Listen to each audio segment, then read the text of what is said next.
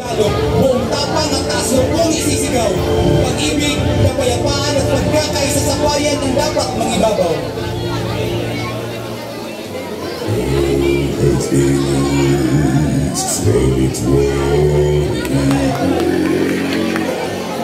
By virtue of the powers vested in me by the Constitution and by law, I have to declare martial law in the Mindanao group of violence for a period that is exceeding 60 days, effective as of May 23, 2017.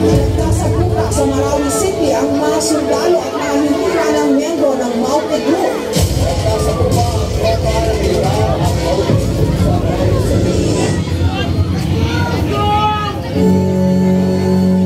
Nandito na sila eh. Nakapusto na sila bago tayo pumasok.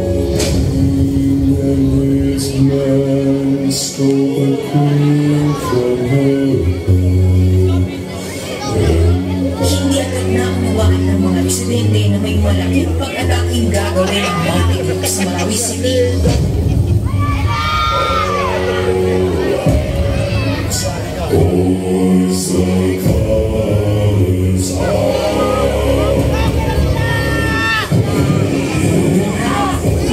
Ilang residente nakatitig lang sa mga lalaki na kaitim.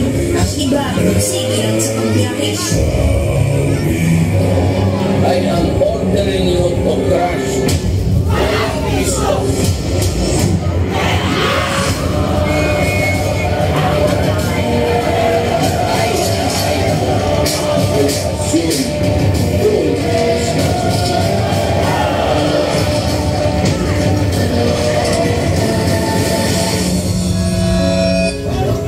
Babalik na si Papa sa Marawi. Naminis kita. Papa. Ayaw ng mga aksidente.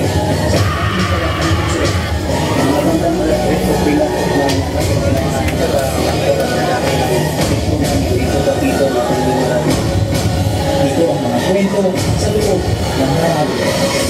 Dito na raw marahil ang pinakamagandang nagbiyaman sa Pilipinas sa kasaysayan sa loob ng isang lungsod. Mga sasaksihan natin ang mga lapitan ng mga ating mga teroristang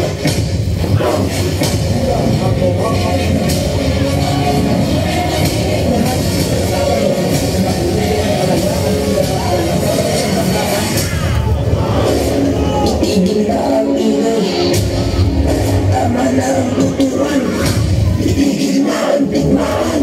I think na top opinion mo kasi marami na ang soldado.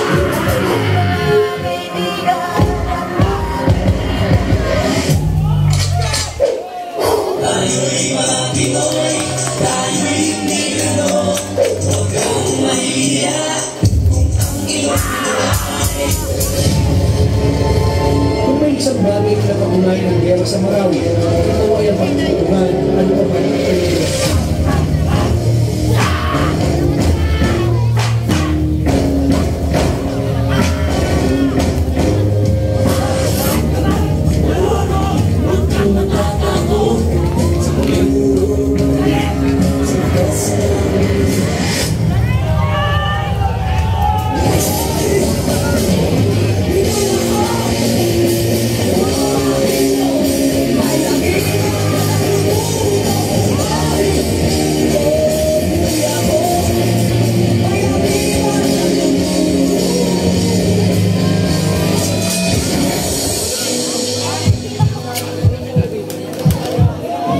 Papa, sinunod ko po para sabihin, bukas po ay makapag-graduate na po ako.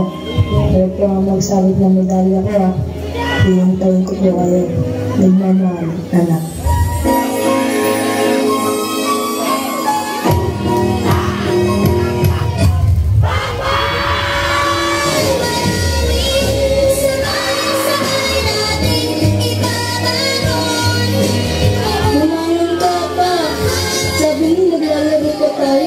Sabi mo, uuwi ka. Lumising ka na dyan pa. Papa! Isang lapit hapon, sisigan ang araw sa isang plato. Ngayon digmaan. Tama na ang labanan. Nangyaring naumot sa marami ay atin ang wakasan. Sana matapos na ang digmaan. Ang digmaang matagal nang naghihiwalay sa magkabilang donong nag-aaway. Dahil kahit anong gawin mo, natindi ka man o sundalo, kapwa Pilipino pa rin.